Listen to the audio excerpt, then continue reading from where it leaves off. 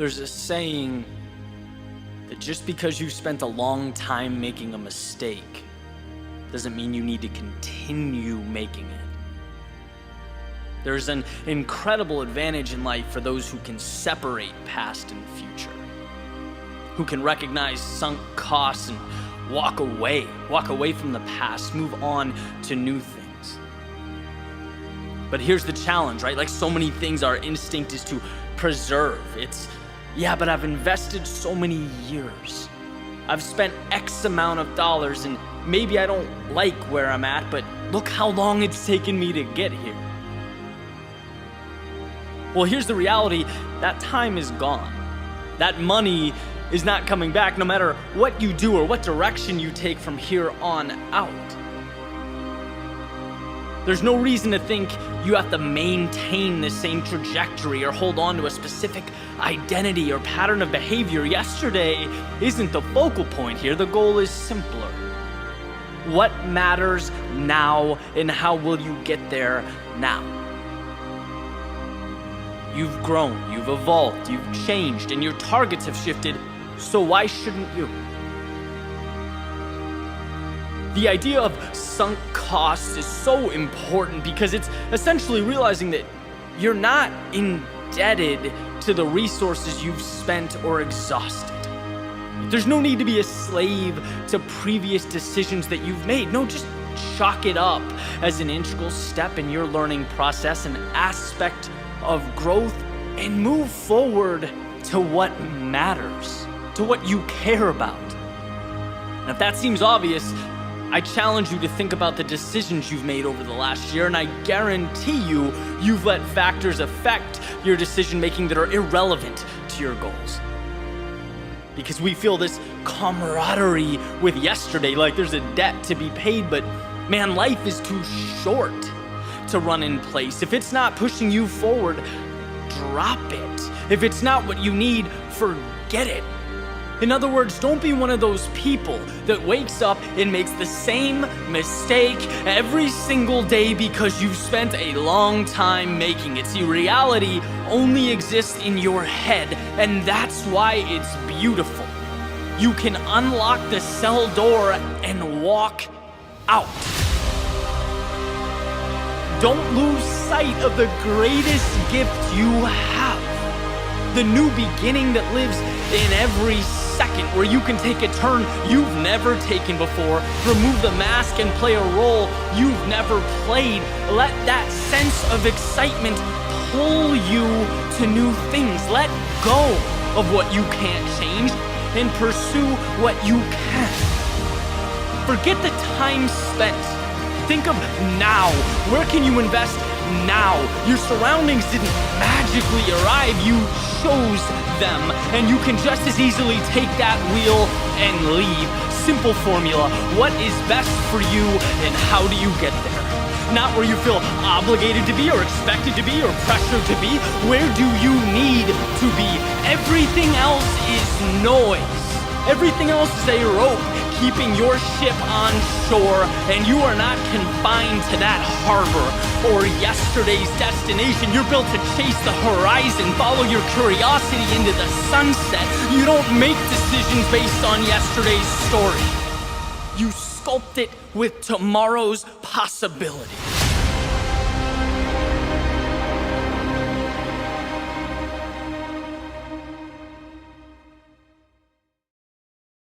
Today, we're going to talk about keeping your head in the clouds and your feet on the ground, simultaneously managing the big picture and the small stuff. Non-stop belief that things will work, that there's an answer, that you're ultimately going to get there, and that you won't quit until you do, while also being brutally honest with the facts on the floor, the reality around you.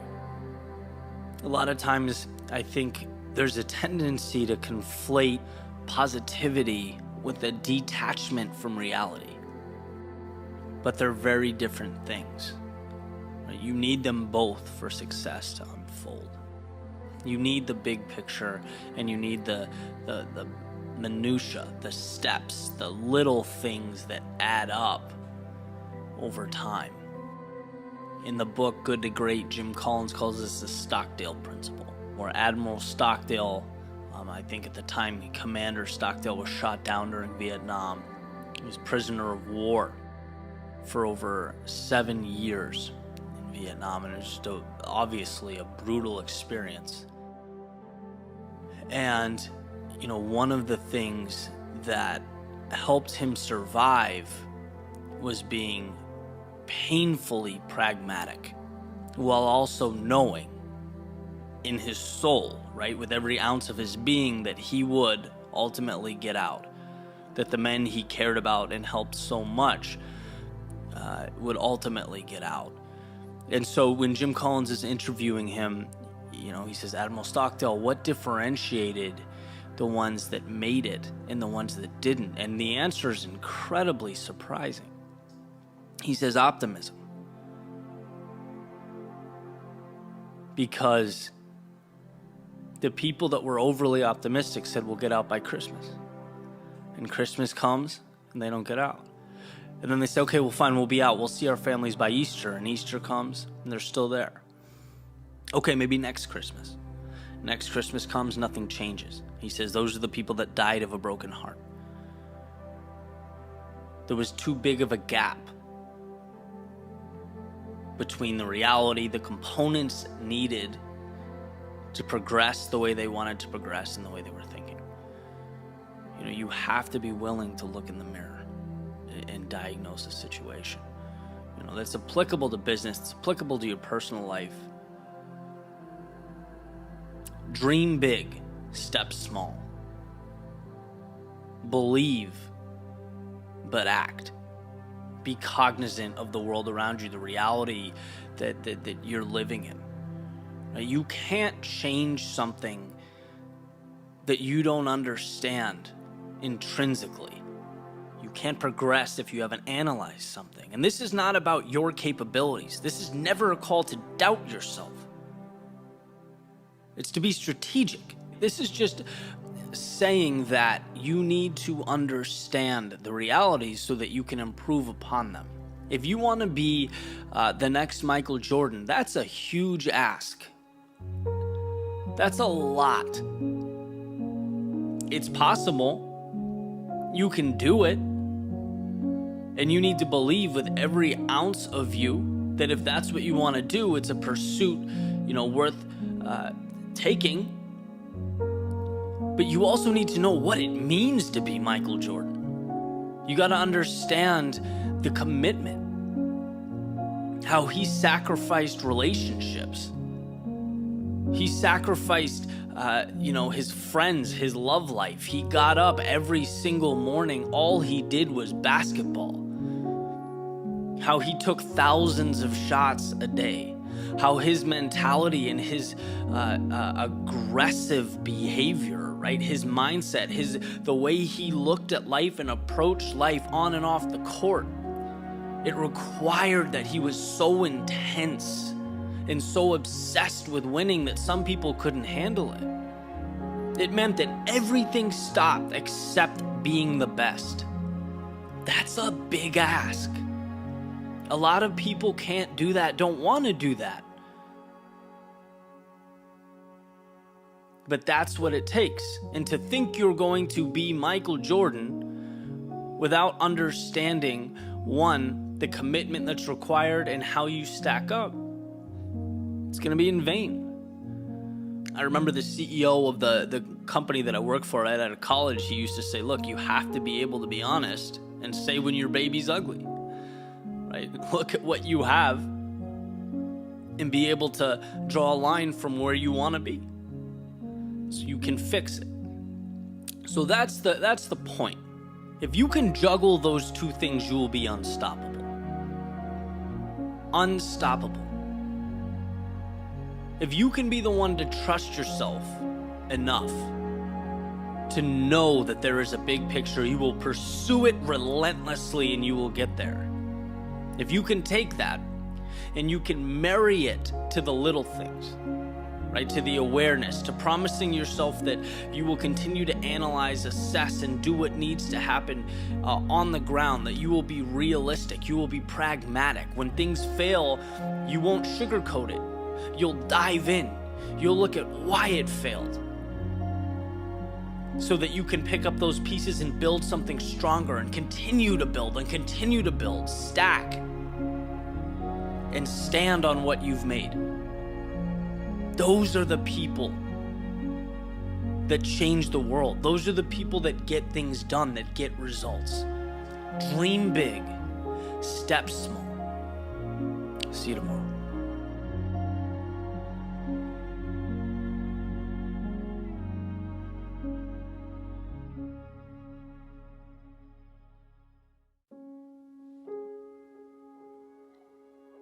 I was watching a masterclass by author Margaret Atwood. It was on storytelling, and I knew going into it would be interesting. I'm not a particular fan of her work, at least from a content perspective.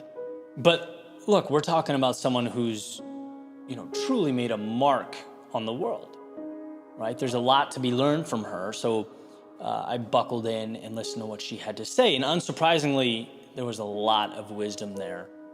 And there was one idea in particular that really resonated with me. Both as a writer, yeah, but also outside the quote-unquote creative space, which I'll get to in a second. The idea was centered around finding the moment to begin.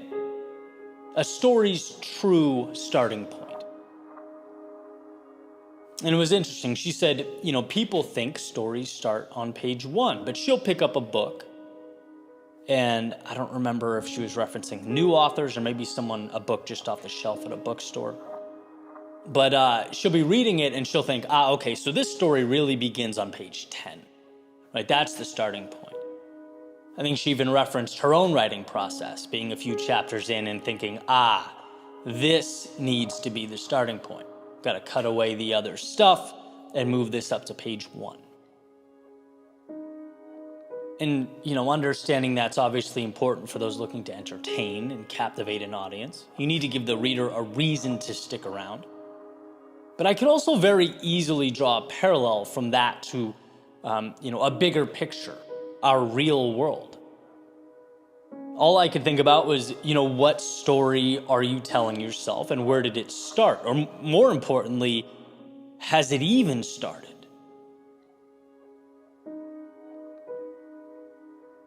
There's something both liberating and beautiful about the fact that all of us in the stories we are living could, at any moment, recreate that metaphorical first page. And I believe that with all my heart. Like we think, page 1 started years ago. This is how things are now. This is where I exist in life. But what about the idea that beginnings don't have to start on page 1? What about the idea that you can cut away as much as necessary to create the right beginning? The story that feels right to you. We don't owe anything to the words that were written leading up to now. We're not beholden to the chapters that came before. Robin Sharma talks about the idea of killing your darlings, which is an old saying that refers to that very challenging task writers face of cutting away the things that aren't absolutely essential to the story's main narrative. It's hard to do. We place value and importance on these things because they feel like a part of us. We feel like they're too significant to dismiss. When in reality, the act of letting go is ultimately a value add because it ensures that what matters is what stays. It's the ability to understand that the story doesn't begin when thoughts become words. It begins when there's alignment. When the story captivates, inspires, and in the one you're writing, the one that is your life, you can always make that moment right now. There's always a new novel that can be written with new objectives and characters and storylines. It's okay to chop anything that led to this moment. It's okay to create a beginning as you stand here today, right? It's the idea of sunk costs that changed my life years ago. Just because you spent a long time making a mistake doesn't mean you need to continue making it. Just because you've been writing the story of your life for years doesn't mean the beginning is behind you. You can start this novel here. You can begin this epic adventure now. And I think there's tremendous power in looking at life like that. It's never too late for a new beginning. It's never wrong or impossible to, even at chapter 4, put your finger down on a new starting point and say, this is where it all begins, where the new ideal takes shape. We are all authors. And if authors have anything, it's control over the narrative. It's the ability to design a world that aligns with the one they imagine.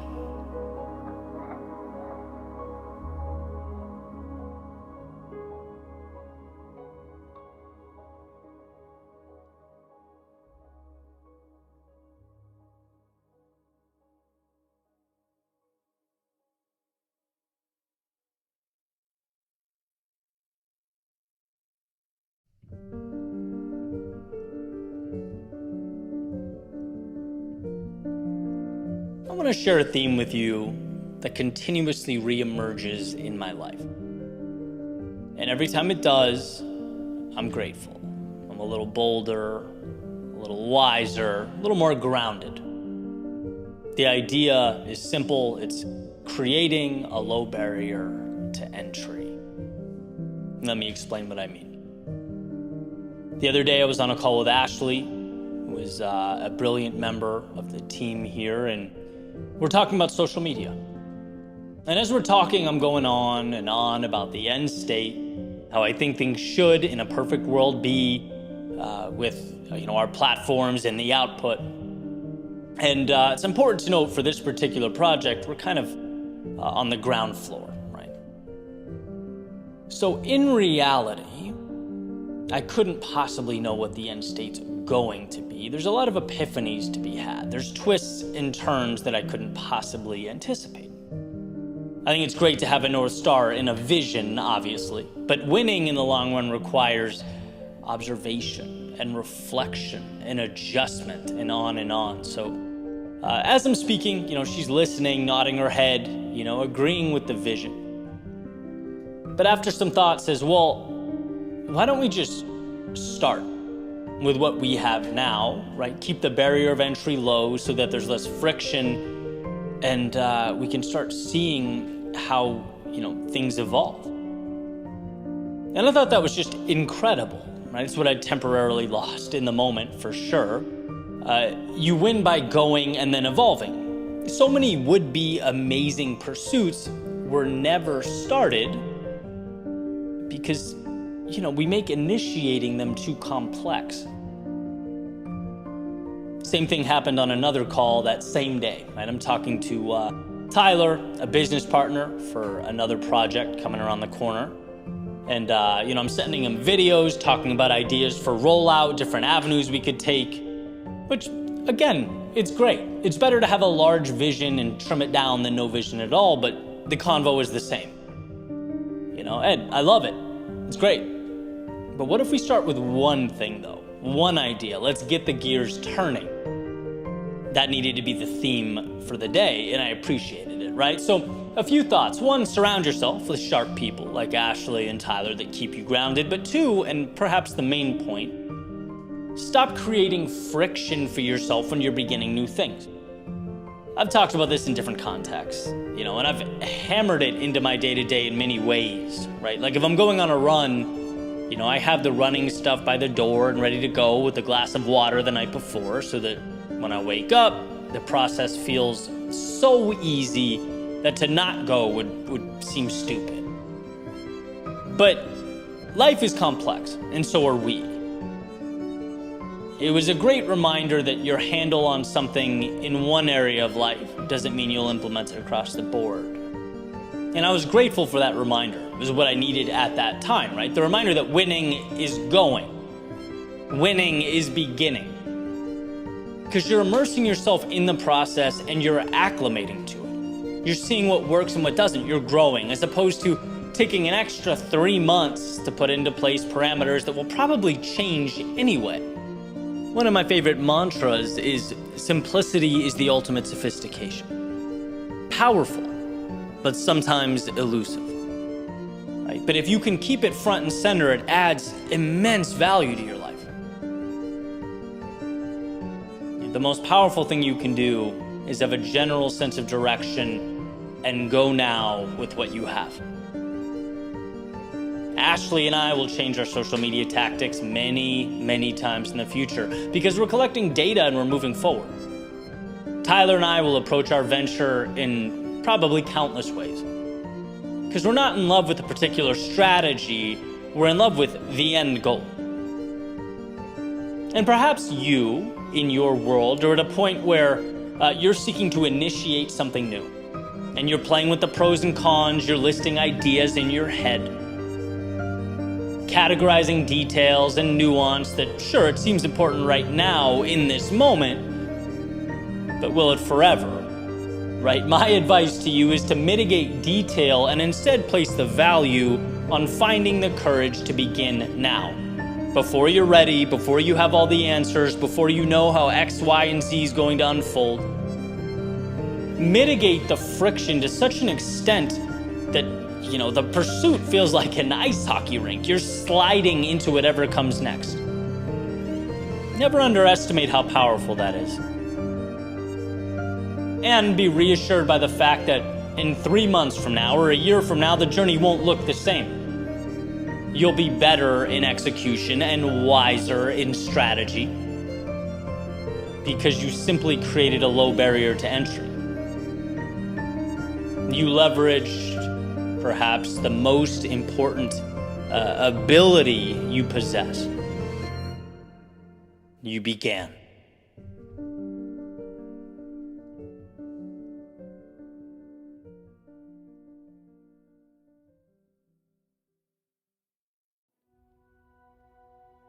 The other day, I was on a podcast with Evan Carmichael, who's a YouTuber and entrepreneur.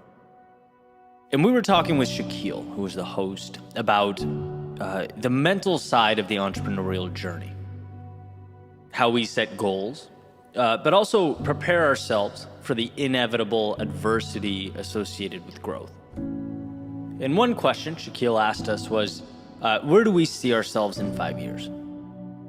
Okay, so side note, I have a unique relationship with this question. As someone who was unsure and experimenting with their career, right, for much of their adult life, I never quite knew how to answer it. It's like two things can be true at once. It's a very reasonable question. But I also didn't like answering it, right? Hated it to my core, you could even say. I could never really articulate why. It just made me uneasy, right? Like 5 years is a lifetime. How am I supposed to know?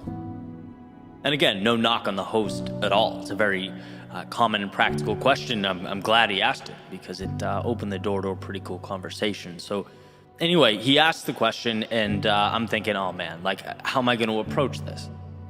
And before I said a word, Evan blurts out, look, if you know exactly what you're going to be doing in 5 years, you're thinking too small. And that comment, to say it made me happy was an understatement. It was like, thank you for saying what my mind has been trying to piece together for a decade and a half. If you know exactly where you're going to be, of course you're limiting yourself. There's just too much predictability, too much routine, process, and not enough experimentation, not enough life. Why? Because growth is unpredictable. It takes us places we didn't expect, shows us things we didn't anticipate, it unveils truths and minor miracles about ourselves that we, let's face it, never would have seen had we been dismissive of all life's variability and opportunity. Now, does this mean we don't move with conviction in a general direction? Does it mean we don't have goals or ambitions? No, I certainly don't think it does. Right? You can't hit targets you don't aim for. That will always be true. It merely means life is not about being perfect in bringing about a particular result. It's about making adjustments throughout your pursuit of meaning. If you feel closer to your purpose when you change the medium, then change the medium. If it means, your heart tells you left is where the value lies and not right, then go left, right? To me, it's essentially reminding us that life is not a black and white, yes or no, checklist or test. It's a game, and you have to grant yourself the freedom to play. You have to give yourself permission to grow.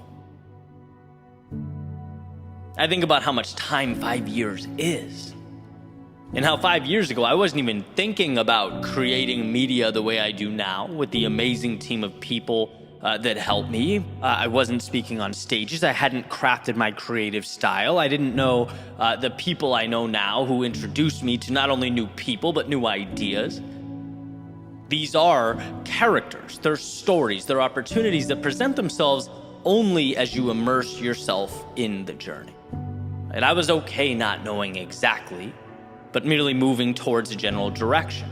The most important decisions were, looking back, not what I said yes to, but what I said no to. As I moved through life experimenting, learning, growing, I was able to craft something that worked for me. Not other people. Not what's in books. There's no roadmap. No, it's an experiment. And this is more of the reassurance I would have wanted during those years from an older version of myself. Like, it's okay to not know exactly where you'll be. Just promise yourself this. If it matters to you, you'll find a way to move to it, with it, towards it. And if it doesn't, then let it go. Surround yourself with people that lift you up. And if they don't, let them go. You'll hear a lot of talk about the right way to do things, especially in this information age. Those ideas and decisions may have in fact been right, but they also may be wrong for you. Try, test it out, and if not, let it go. The experiment that is your life is the reward. It's a luxury. It's such a beautiful ride. Don't box yourself in because of some made-up theoretical plan. Don't avoid the path to a new world because I checked my list and this doesn't line up with where I said I'll be February 23rd, 2028. Nah, go live your life. Do your best to exist in that place, the intersection of what you love and what adds value. Let it bend, let it transform, let it teach you things about yourself and the world. There aren't correct ways to live, but I think there certainly are some wrong ways. And that's time spent out of obligation, adhering to a story that means nothing to you.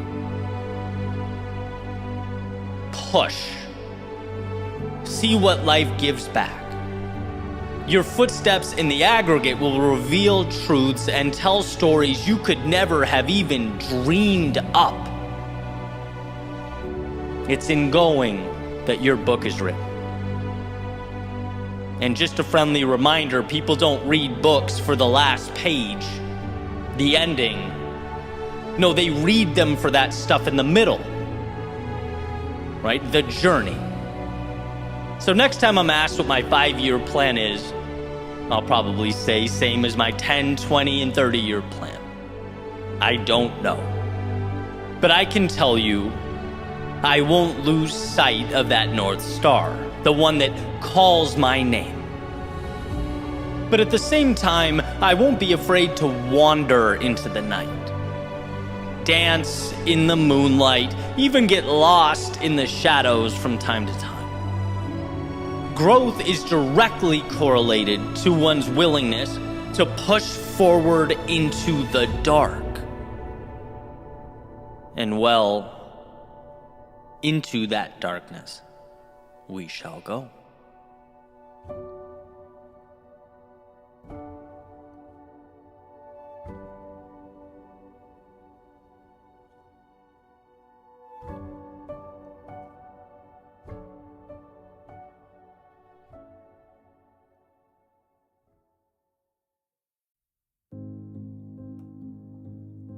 What's the difference between paying a fee and paying a fine? The answer to this question may not be as small or insignificant as we're inclined to believe. I recently picked up the book, The Psychology of Money by Morgan Housel.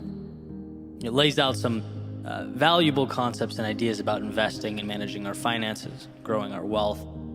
But there's one idea that I wanted to share because from an investing standpoint, it's important, critical even, but it's relevant to so much more. And I think an understanding of it will help us in many aspects of life.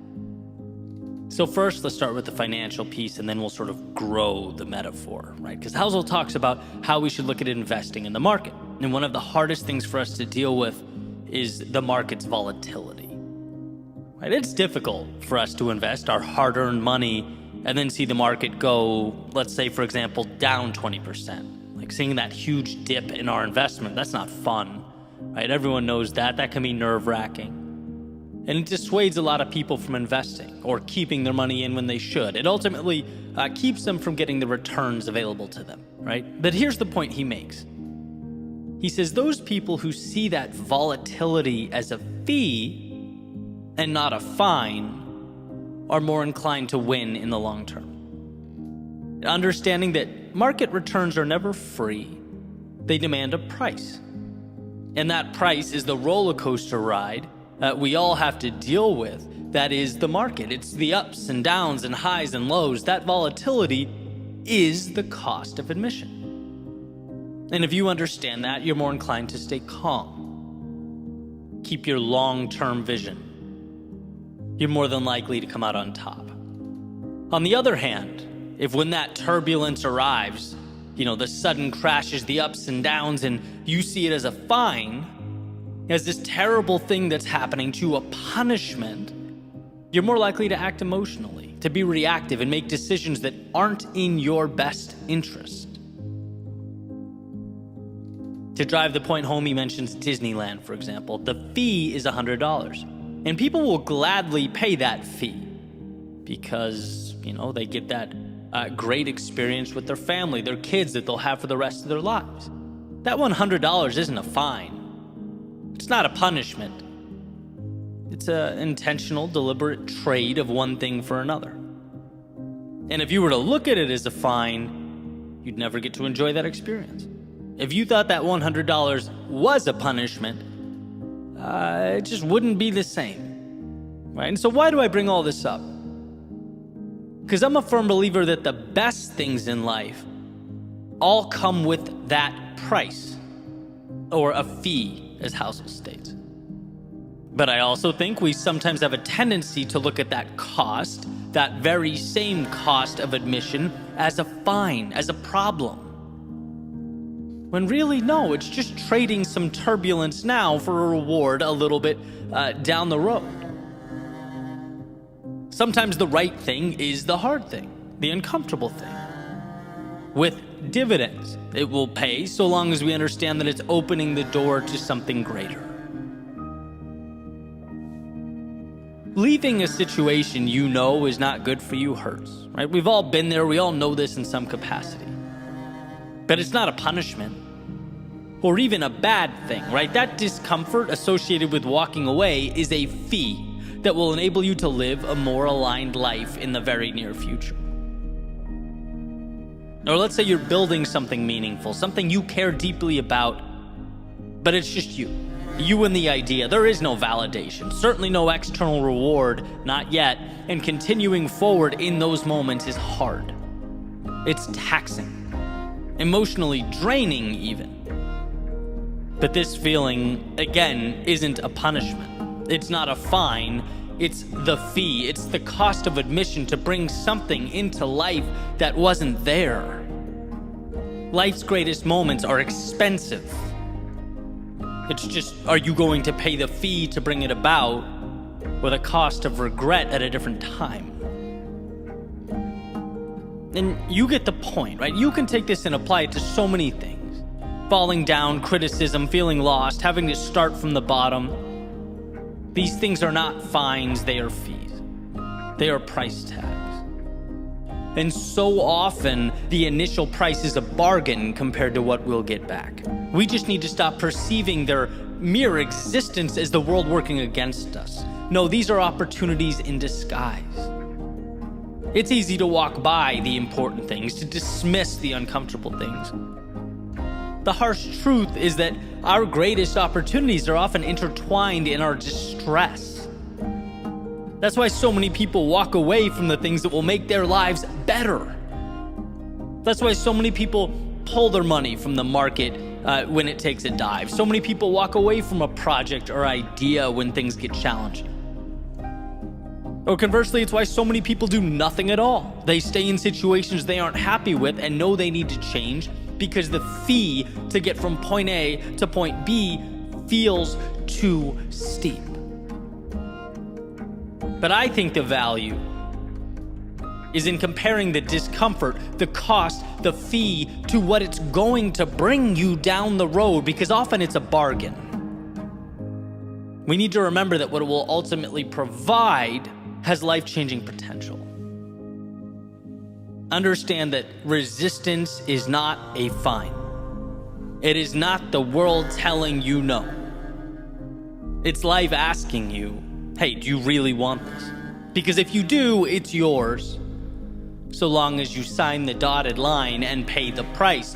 Most people will be dissuaded by this. Most people will turn and walk away, but most people also leave a hell of a lot on the table. And I don't want that for you. You don't want that for you. The world we live in is one of abundance. So when life pushes back, understand that it's merely positioning you to move beyond your limits, to redefine your worldview. And while admission isn't free, it's well worth the price.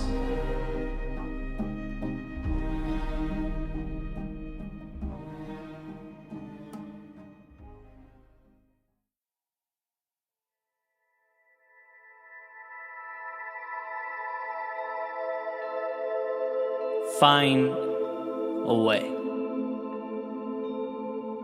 Because first and foremost, there always is one. Find a way, because you are more than strong enough. Because anything other than a solution or some semblance of progress means you gave in, called it quits, threw in the towel. And giving in is not who you are. Find a way, because that discomfort today, well, it becomes our greatest source of pride tomorrow. The simple decision to carry on or stick it out now is so much more than it appears to be when under duress. Sure, it's easy to turn around. But everything relies on your moving forward into that darkness. Find a way. Because while we may think we want safety and need predictability, our souls want adventure. Life's meaning is comprised of the mountains climbed and dragons slayed, so step out and slay your dragons. Find a way. Because an evolved self has to be earned. Keeping promises to yourself is no small ordeal. Putting your head on the pillow at night, knowing you followed through on who you decided you would be, that's power. It creates a trajectory towards infinite possibility. It points you at the stars.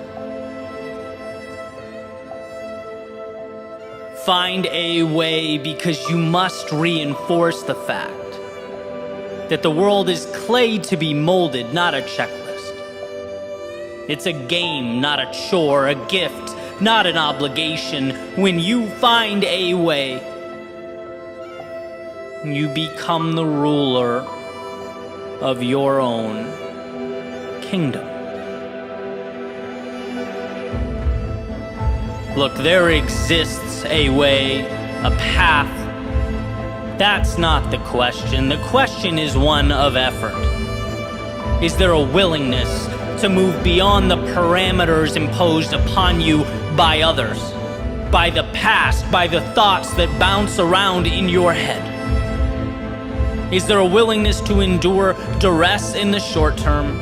Is there a willingness to fall down now, to look dumb, to not always be perfectly packaged or assembled?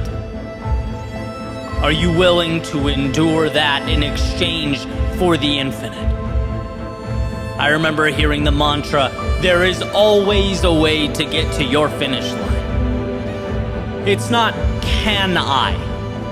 It's not, is it possible? No, it's how.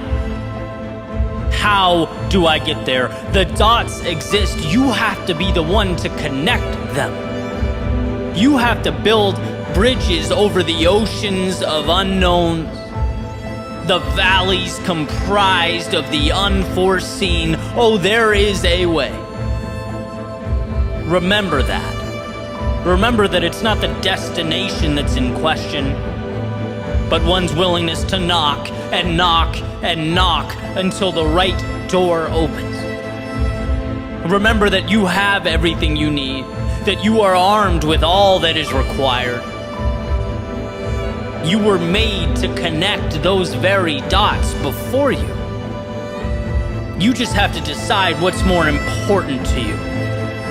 That feeling of reaching the top of the mountain, or the feeling of its shade at the bottom? What will you give to be more than you've ever been? Do more than you've ever done? There is always a way. Are you willing to find it?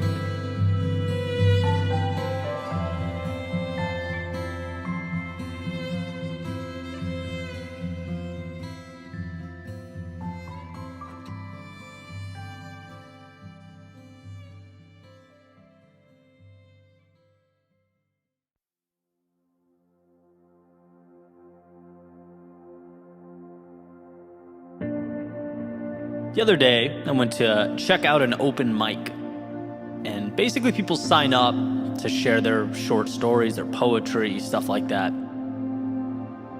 And I'm sitting there, soaking it all in, enjoying each one as they went up on stage. And eventually this girl makes her way up. The first thing she does is she tells the room, hey, I've never done this before, but I've always wanted to, so here I am. She takes out her phone, begins reading some of her poems. And pretty quickly, two things stuck out to me. One is she was brilliant, like just so incredibly talented that I'm thinking, man, if she keeps doing this, she's gonna find herself in some crazy places. She's really gonna make an impact. That was the first thing. And the second, as I sat there and watched, was that I noticed that her hands were visibly shaking. I was pretty close to this stage. And I could see this happening to the point where she had to place one on top of the other, right, to keep the hand that was holding her phone from bouncing around while she read.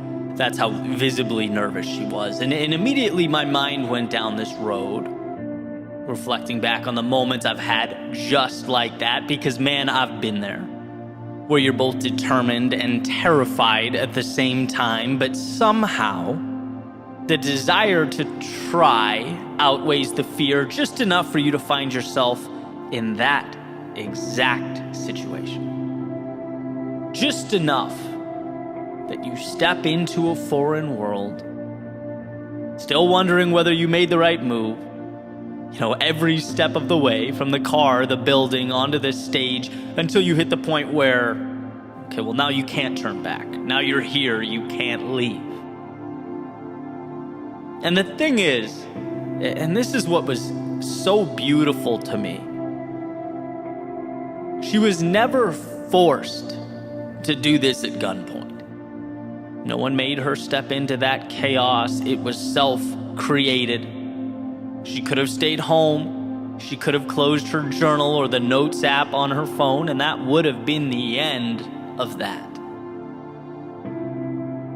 But no, not today. Today, one yes would lead to another, and another, and despite the nerves, the sweaty palms, and shaky hands, she would open a new chapter in the story of her life. Prove to herself that she's bolder than she thought she was just a few hours ago. That there's upside when you confront those unknowns in life. And as I sat and watched, I was so incredibly moved, so proud, so impressed. Partly because I know that to many of the people in that room, it might not have looked like much. It's like, okay, great, round of applause for the new artist or poet. Welcome. But I knew the gravity of the moment. I understood how big it truly was. And regardless of what words came out of her mouth or how well they were assembled, that night was not about the performance. No, it was about new beginnings. It was about outstretched wings, opening one's eyes to the learned helplessness and pinpointing the opportunity that was simply waiting for that first step to occur. And see, that's what I want to emphasize. That's what I believe every single one of us needs to understand, to fully get. The biggest moves we make in life, well, it's easy to convince ourselves that they aren't necessary or worth it. The things that transform us hide themselves. A lot of the time, they don't feel urgent. They aren't life or death decisions. They can be the stages we never step on, the people we never talk to, the chances we never take. Because, well, what happens if we simply stay right where we are? Say thank you, but no thank you to those fleeting opportunities. Nothing happens, more of the same, and realistically, nothing is far less scary than all that other stuff. We don't fear nothingness. We don't intrinsically fear more of the same. No, we fear stepping onto the stage. We fear vulnerability. We fear messing up, looking stupid, being judged.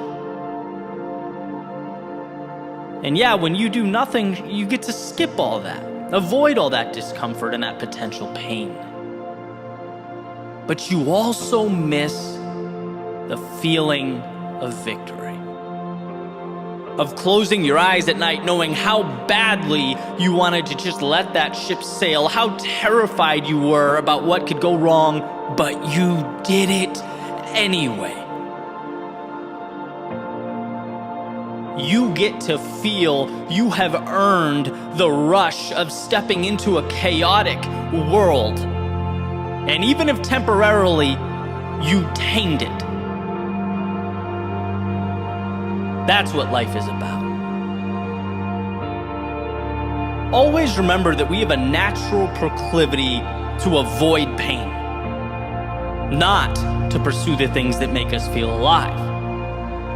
Deep down in our DNA, there exist instructions to run away from the things that could hurt us, embarrass us.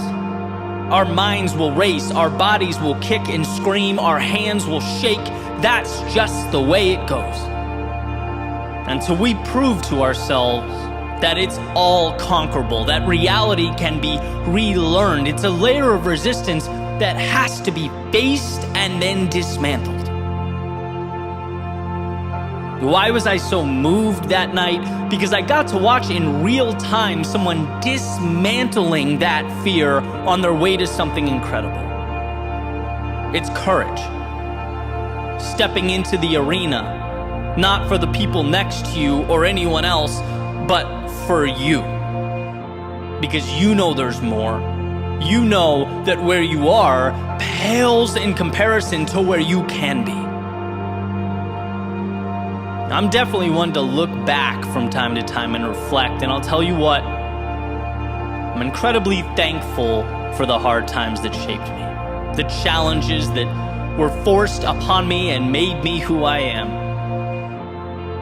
But beyond that, and perhaps even more so, the times I stepped out on my own accord, terrified and manufactured change. The times that the fear of staying the same eclipsed the fear of failure.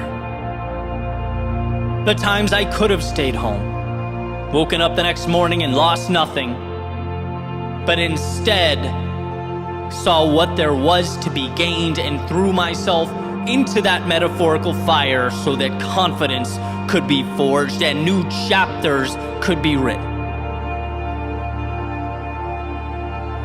Let's all remember how out of focus the present moment looks. Remember how inclined we are to look at life through a lens of scarcity. We are trying to avoid, but if you can, even briefly find the strength to step back and ask, what is there to be gained? You see that not going is the real danger. And those stages that seem arbitrary, that seem like optional stops along the way, well, they're just as imperative as the air you breathe. They are not some things, they are everything. We all hit a point where we look back on the roads we traveled and see the culmination of footsteps that have come to constitute our lives. And we want that moment to feel full. Like no stone was left unturned, like we put it all on the line. So will you step onto this stage of life? Stand your ground as the curtain opens, read your poems to a foreign audience. Will you share your voice even though it trembles? Because if you do, you're giving yourself permission to truly live, to feel. Look, we're not here for a long time. This is a very short ride, so why not give as much of yourself to the world for as long as you possibly can? Why not step out knowing that the difference between nothing and everything is what you do with shaky hands?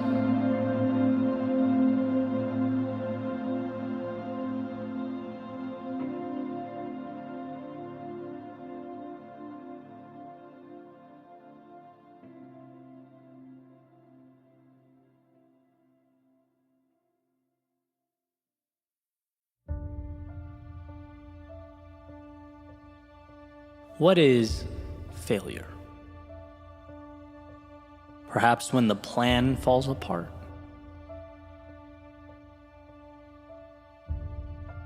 Maybe when the project results are underwhelming. No, not quite. When your heart breaks, momentum stops, when your world is shaken at its foundation. No, to put it simply, failure is not going. Failure is the plan never falling apart because you were too scared to make one. Failure's never being underwhelmed by the results of that project because you couldn't find the courage to start. Failure is no heartbreak, no setbacks, no challenge to your worldview because you stood still. I see life's disappointing occurrences as a sort of transaction. Some temporary discomfort in exchange for the very wisdom you were looking for, placed in the palm of your hand. You endure the pain to get the answers. You accept chaos today in exchange for the map that enables you to navigate the terrain. How can something be a failure if it places you right where you need to be? How can something be a failure if it brings you closer to the life you dream of? Maybe we don't look at life as failure versus success, but rather as being stagnant versus being in motion, immobile versus mobile. Maybe it's that simple. If you are moving, regardless of how fast, you're giving yourself a chance to overcome, to collect wisdom and pick up armor. You're giving yourself a chance to be more tomorrow than you are today. And that means we stop accepting the notion that we are standing still for our benefit, justifying that we're only stationary because we're waiting for the right moment. We're here because we need this to be perfect. No, there are a million different ways to get what you want out of life, a million different paths to get you there. None of them require standing still. I already cringe at the amount of time I've wasted waiting for the right time. How I would sit on releasing this or starting that. Oh, it's because I'm a perfectionist.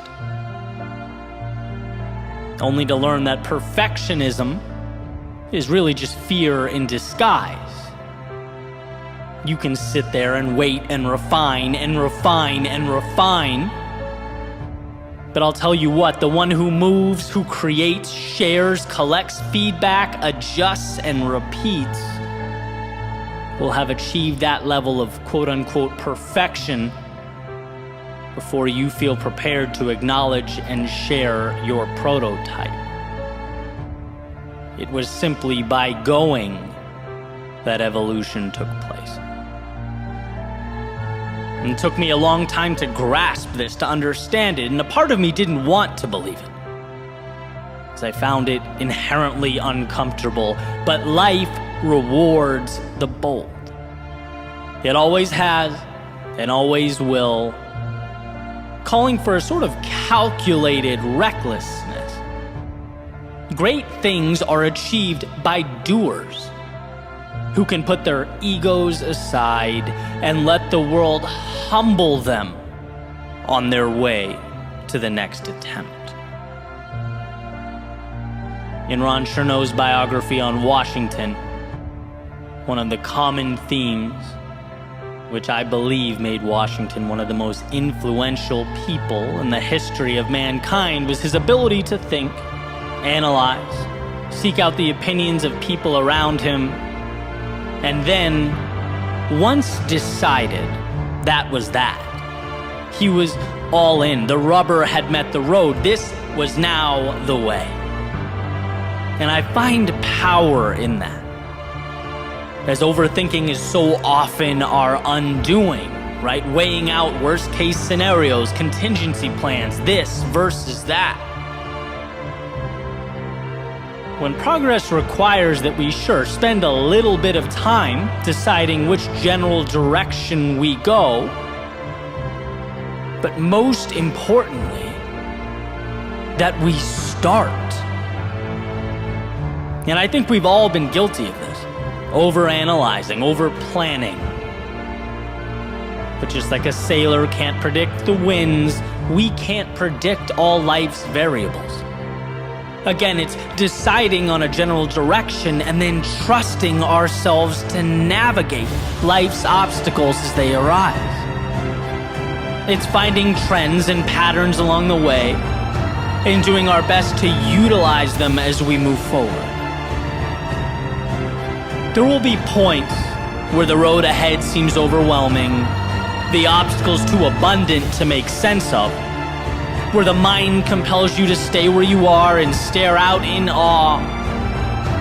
It will suggest that what's behind you is safer, that the world you know contains fewer monsters than the world you don't.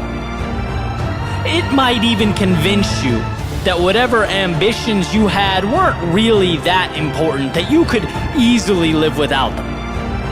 And the longer you stand there, the longer you listen to that voice, the louder it gets. You dismiss it with every step forward.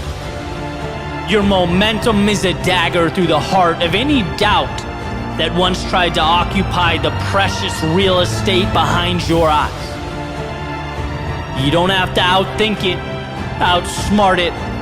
You just have to move forward.